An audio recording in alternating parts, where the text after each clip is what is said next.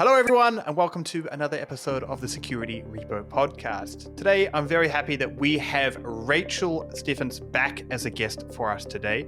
If you missed last week's episode, we talked about shifting left and the trend in security to put more of the emphasis earlier on in the process and how that happens. But today, we're taking a different approach.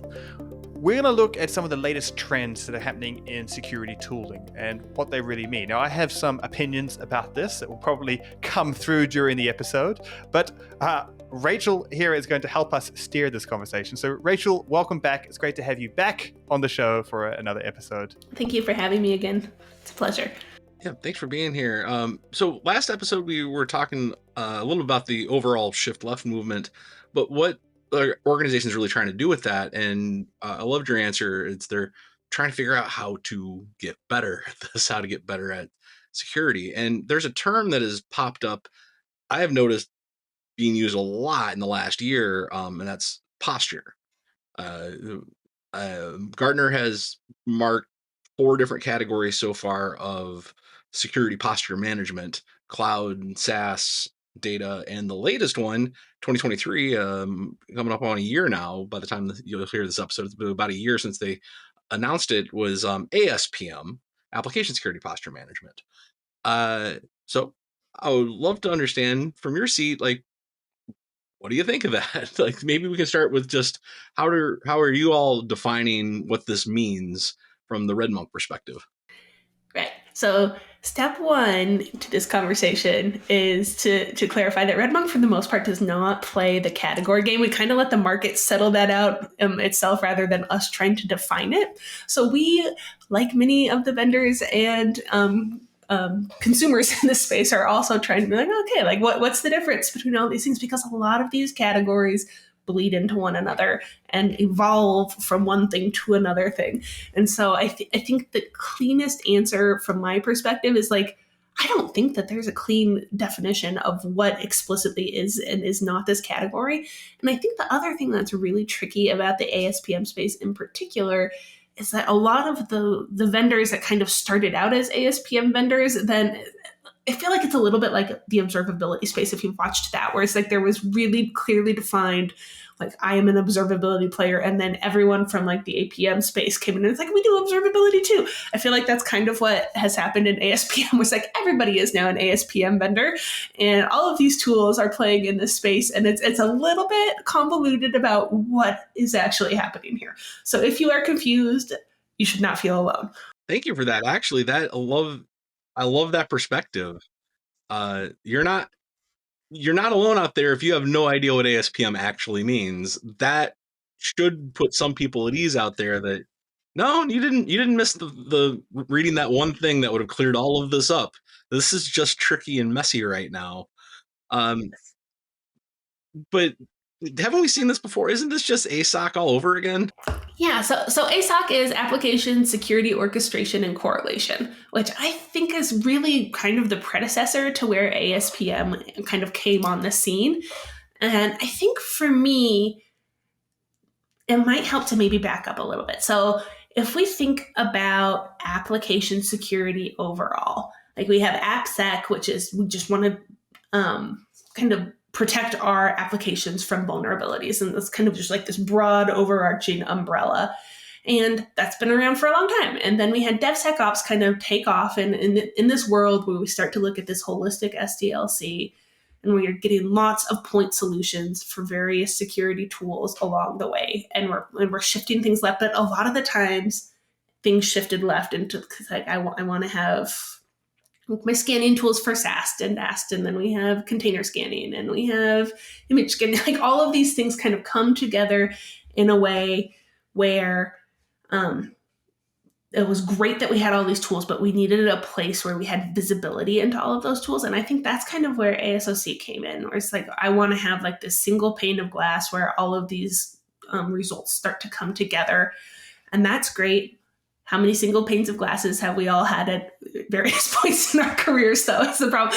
And so then I think where I'm starting to see kind of the vision of ASPM is, can we have tools that not necessarily like one ring to rule them all, but like, can we start to do multiple things in a single tool, including multiple scans, multiple ways that we can start to get data into this tool, and can it start to have value in terms of not just I have surfaced and made it visible, but can I help you remediate it?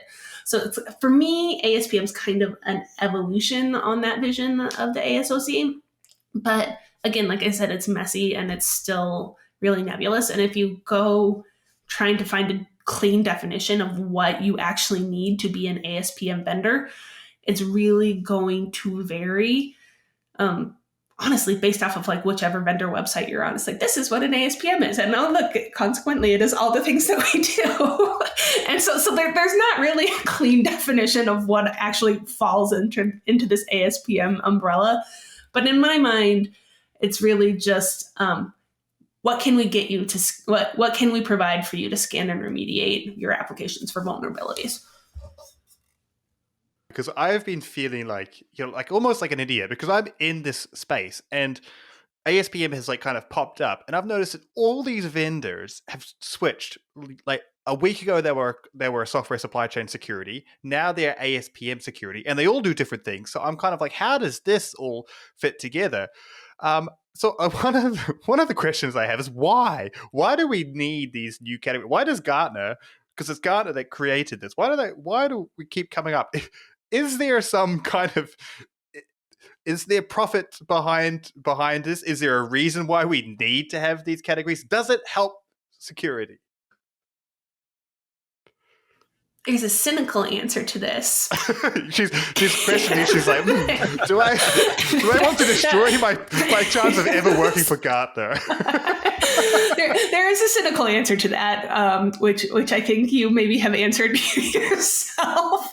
I think the reason, if you want to take the view of like, why do we keep doing this to ourselves? Like, part of it is that when we change the measuring stick, everybody has to then measure to your new, like we do create some of that spin in terms of like, oh, I must be able to do this, and therefore I must spend on this new vendor, or I must get more consulting, because like there is part of it that is just that cynical answer of there is this hot new thing and I must be able to do whatever is required to meet that standard. The thing that I think is interesting is if you try not to be cynical, which is harder and harder as you go along in this industry, is what is it that we are trying to accomplish? And I think what it is we are trying to accomplish a view of the landscape is changing, the tools therefore need to change, and how can we be thinking about how all these tools come together? And so I think one of the things that's interesting about the landscape question right now is thinking about what's happening to categories overall in the software industry. And before I do this, because this is going to be a whole tirade, do we want to pause for comments from either of you, or do you want me to just go full steam ahead? Go. Okay. I want the tirade. Dwayne, I'm ready for it. I'm ready for it. Okay. So one of the things about our industry is that we have this pendulum that swings back and forth between kind of like this Unix philosophy of specialized point position tools, and this is way too much for any one person to be able to understand. I want something that just does everything for me. So like generalist to specialist tooling swings back and forth. And right now we are definitely seeing that pendulum swing towards that consolidated view of the world. And we see this in a lot of different ways. So like we see it from the ever-growing like drumbeat around platform engineering would be one thing that we see this in. We talked in the last episode around kind of the observability space of like APMs and observability logging metrics tools all kind of converging into one another. We see it in places like what was previously like PagerDuty. PagerDuty is now doing like runbooks and alerting. So it's not just alerting, but can we do runbooks? Can we do remediation? Like, can things start to come together? We're seeing it in the database world, where we start to see what was previously a specialized database become a multimodal database, because people are kind of seeking out adjacencies. And this from both the vendor perspective and the user perspective, this consolidation makes sense. From the vendor perspective, it is, you can again have that cynical take of like, I will have a bigger market, over here if I can also do XYZ things in addition to the thing that I'm doing now. And so I have bigger market potential if I can increase what it is that my product does. From a vendor or from a customer perspective, it also has value because what we've created right now is this landscape where we have all of these tools, all of these solutions that people have kind of stuck together with baling wire and chewing gum to try to get this holistic way to get an application done. And it's really hard. Our pipelines are brittle. Our like the way that we are building is fragile. And it's really hard for any one person to understand how all of these pieces come together. And so if you're telling me there is a tool that can do that I already know, that I already have in place, that can do these things for me, then I would really love to try to like get rid of some of this overhead and have these things work together. And the trade-off is maybe the consolidated tool or platform doesn't have all of the same capabilities that the point solution tools would, but does it have enough that I just don't care? And so we're starting to see some of that trade-off. And I think one of the things that we are definitely seeing is people consistently choosing that I want the simplification trade-off over some of these other things. And so what we're seeing in the market is that drive towards consolidation, that drive towards platforms. And so in that general view of the world, the ASPM kind of looks like there is a drive for platforms. And so I think if you think about it from that perspective of like, how can we have tools come together and make it easy for people? That's where ASPM is coming in. Yeah. And, it's kind of interesting. And the reason why I'm cynical about this, is kind of someone described the ASPM to me and what it all meant. And I was, they said, okay, so ASPM it gives you a holistic view of your application security, right? And it's one tool where everything can come in and you can deal with one tool and it has all these different points. And I was like, oh, so it's a seam. Like, wasn't that was meant to be a seam? Like, we've just given it a new name, and they're like, no, it's not a seam. It's not a seam. It's ASPM. And then no one could tell me why it's not. And so that's kind of the reason why I was cynical. But I do see, and I can see the industry where we're going towards, because one of the problems with seams is that often you can't get everything to talk nicely. And especially when it comes for remediation steps, like an alert can come in, but then what do you do with it? And that's where these different platforms started coming up. And then ASPM, I guess, would be the fact that we've got one platform that not only gives you the alerts, but it also can help you guide through the next steps of that because it's all one, basically, it's all one platform. And that's kind of how I think about it. But I'm still skeptical. I don't know. I think you're right to be like, how many times has our industry promised like write once, run anywhere? Like that's kind of what this is like, how many times have we promised a single view of everything that's happening? Like it is probably a pipe dream, but it's a pipe dream that's never going to go away. Yeah. The Java community's been promising that the entire time. The JVM, it's a miracle. It'll run everywhere. No security problems ever. Don't think about Log4j. Dwayne, you just got the whole Java community coming after you with one sentence. I love the Java community. It was my first community. I was there when Oracle bought Sun. Wasn't that this? But anyway, one of the things that I've had a lot of conversations about this. I've recently given a talk on the general trends of security posture management. So I have a very near and dear to my heart at this particular moment in time to talk about this. But the thing that keeps coming up the most is the movement away from alert management, vuln management, threat management into how do I intelligently talk about risk with the rest of my company? And how do I balance? I have these threats. They're going to exist. Vulnerabilities are going to exist. Exploits are going to exist. But it's going to cost us $2 million to solve a $100 million problem, or it's going to cost us $3 million to solve a $500,000 problem. Like, how do you balance all that out? And that's where I see the conversation going with this. But it goes back to what you said originally. It's like, we've always just wanted that magical one pane of glass that will tell us everything we need to know to do our job. I think that's the other thing. We're trying to just completely invent that thing. So and I think you already talked about this a little bit, is this just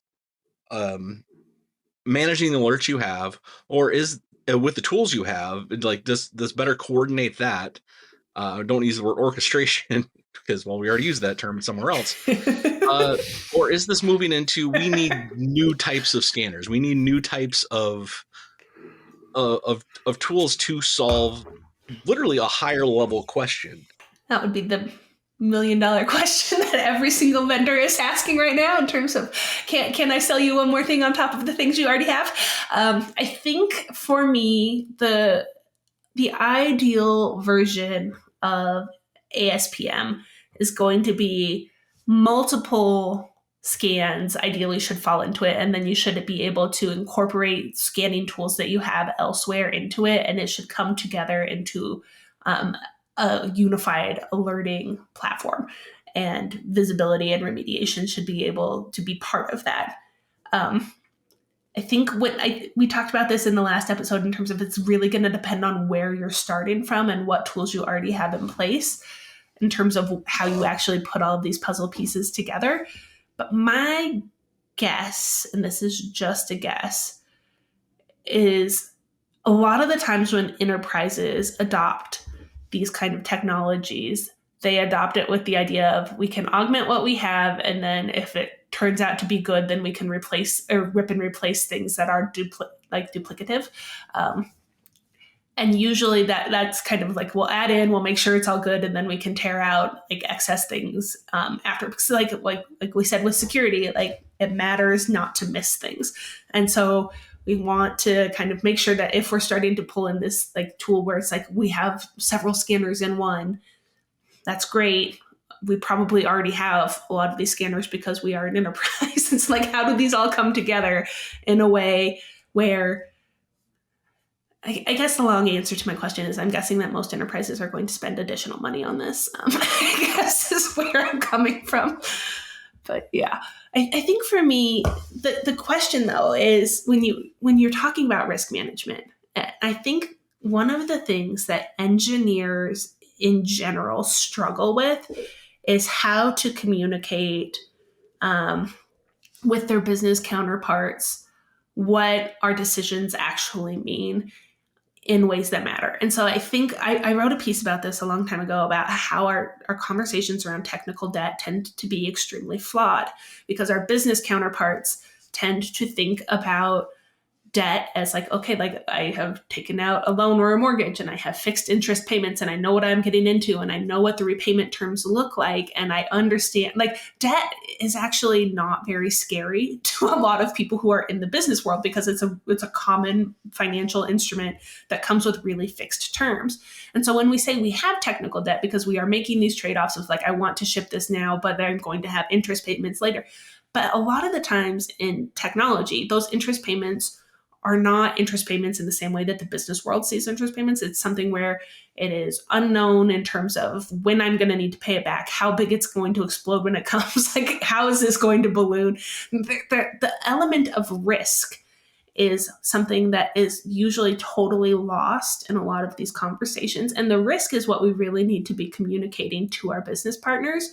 And I think the same applies when we're talking about security. It's like, how can we communicate our risk?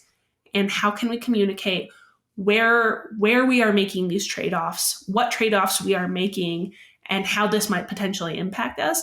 And so if we can have a tool that can, in theory, help us communicate that better, that's going to be an important tool.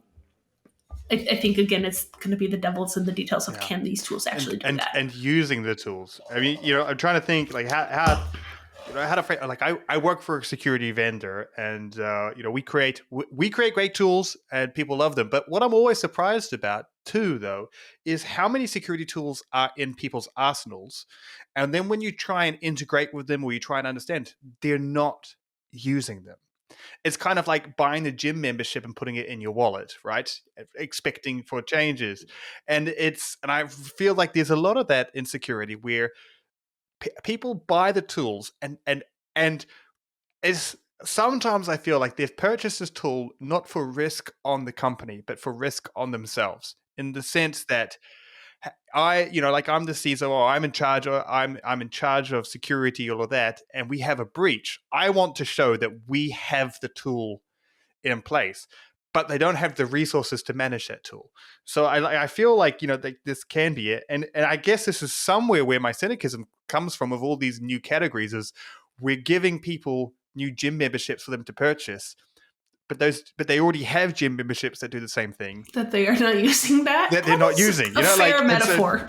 Yeah. I have a gym membership. Ask me when the last time I went was. Ask me, I do. It was a long time ago. I have that same gym membership, so we're all good. I think we're all just going to not ask each other that question. You're at the same gym as me. I know that one. That reminds me of the old saying. It's like, checking a box does not equal security, or compliance does not equal security. But I think that's where I think some of these tools, or not some of these tools, where many security tools fall into like, well, we have the thing. I checked the box on the thing. If someone asks, we have the thing. No one asks the follow-up question. Like the board of directors cares if we get breached. They don't care, did you use the tool effectively that you got the budget for last time I talked to you? They're not asking that. They're asking, did we get breached? Did we actually lower our overall risk for our investors, which is a different risk than security altogether? Absolutely. And I think question there. One of the things that came to mind as you were describing this was like how many pipelines, like how many teams are purchasing security tools? This is like we talked about shift left this last time in terms of kind of spreading out the responsibility of security. But it also, does that inherently mean that we have different security solutions in place in different parts of the organization, and we are buying all kinds of security tools and all kinds of ways that we are trying to scan and make our code more secure, but we're duplicating effort across the organization? And I think the answer is absolutely yes. Yeah. And sometimes it just comes down to what people are used to. And I think this is true for developers. I know of a use case where there was a company that had purchased a specific security tool. And I was chatting to one of my friends that worked for that company. I said, hey, it's just cool. You guys can now do this. And they said, oh, no, we're not going to, we use something else in the developers. I was like, why? And I was like, well, we just know how to use that. So I was like, okay, so there is that disconnect. I'm briefly interrupting this episode to talk about the Security Repo's sponsor, GitGuardian. GitGuardian is a code security platform that specializes in detecting secrets in your development workflows and also in your code repositories. Not only can GitGuardian bring to the surface all of those leaked secrets from way back in the history in your projects, but it can also let you know when systems have been breached by using their brand new Honey Token module. Honey Tokens are fake credentials that you can put in your environments and also in your third-party tools to know when they've been compromised. GitGuardian is free for all teams with less than 25 developers. You can sign up today at gitguardian.com. All right, back to the episode. But I want to steer this now into, one of the specialties that you have at RegMonk Analysis is focusing on developer technologies. So, and I want to steer this next question kind of towards that. We've got a lot of things happening in security, and I've just kind of wrapped my head around everything and we add a new one in there. But where do you think we're going over the next coming year for security, and in particular kind of developer security tooling? What is going to be the ultimate solution? Are we going to be able to shift to absolute zero? Are we going to have these tools that everyone's working? Because the whole point of ASPM is we're giving you one dashboard to look at something, but the developers aren't going to be looking at that dashboard. So where are we going in the future for developer security?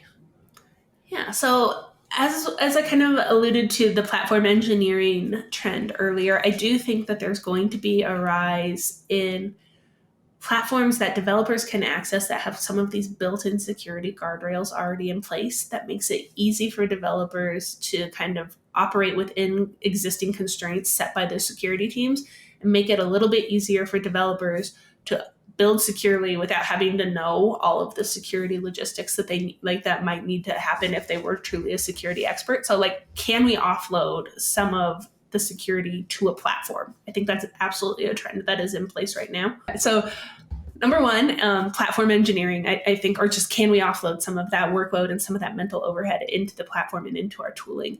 I think the other thing that is interesting is thinking about, we had talked before about shift left versus shift right. So I think, are there going to be kind of some of those developer focused security tools that can be more and more capable? And so I do think for me, a lot of the ASPM tools that are focused on some of that developer focused workflows rather than the runtime focused scans are going to be the ones that have more traction, because developer adoption is going to be the thing that really matters in a lot of these security tools, is can I get the developer to use it? And so the tools that are designed with developer experience in mind are the tools that I think and predict are going to be the ones that are more easily adopted, rather than kind of those traditional security tools that are kind of trying to shoehorn developer experience into their existing workflows. There's been a very interesting conversation, and I think it's probably been, I've certainly enjoyed it. We've had a couple of laughs, and and I hope people out there can relate. If you're in ASPM security, don't hate us. Well, I just want to understand what you do. But any final words before we close up for this episode, Dwayne? No, I just want to say thanks very much. And to further on what you just said there, yeah, obviously we support good security tools that are helping people make good decisions. And yeah, we're poking fun at the acronym soup that is security. Shouldn't be anything new there. But I personally do feel like this is a step in the right direction. The same way that ASOC was a step in the right direction. The same way that CNAP was a step in the right direction. Where we've never evolved this fast. Like I made a joke about Java 2004, being the run write once, run anywhere, but it's still there. It's still running. It's still widely adopted. But we've never been evolving this fast. Like cloud native wasn't a thing back then. There couldn't have been a thing. There was no cloud back then. So I think that's the other piece of this big puzzle, and this is where I really appreciate this conversation of looking at like how did we get here and your predictions on what's coming next. Is what is going to change next overall in the world? We're not going to ask you to predict that, because that's like literally predict. Because then we're going to have a whole conversation on, is AI going to benefit or harm security? We're not bringing up AI. Because that's going to be where this all goes next. We've had that question many times on this podcast. But now we've said AI, we can claim that in the description. Oh, so. Yeah.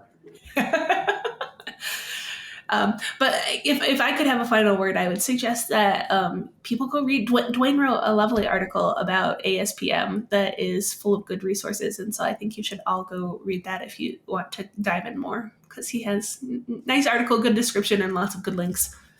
Yes.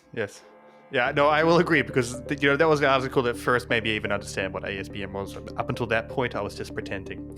So thank you. And Dwayne, I'm going to put that in the show notes for you there, along with Red Monk's website, which you can go to. They have amazing thoughts and analysts that have put together lots of resources for trying to understand the developer technology world. So please also check out the Red Monk site. There will be links to that in the show notes.